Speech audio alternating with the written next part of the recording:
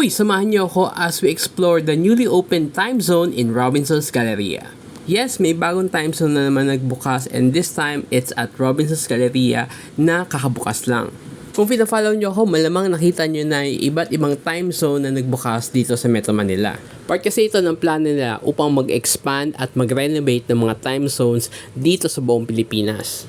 Ang maganda dito, maraming dinadagdag sa mga bagong bukas sa time zones tulad ng bowling alley, function rooms, at mas marami pang bagong games. At sa pagbubukas ng time zone sa Robinson's Galleria, ito na matuturing na pinakamalaking time zone sa Ortigas area. Sinabi rin ng President ng Time Zone Philippines na si Rafi Prats na meron pang 8 bagong time zone na magbubukas in the near future.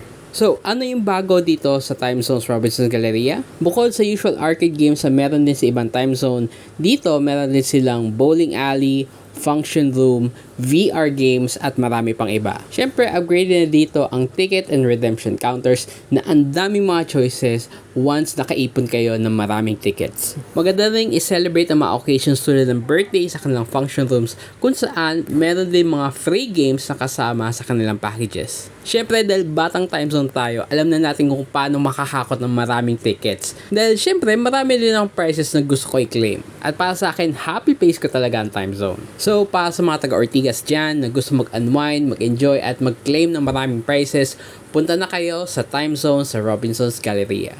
At muli, ito sa FPJ. Mag-like and follow lang kayo for more news and updates.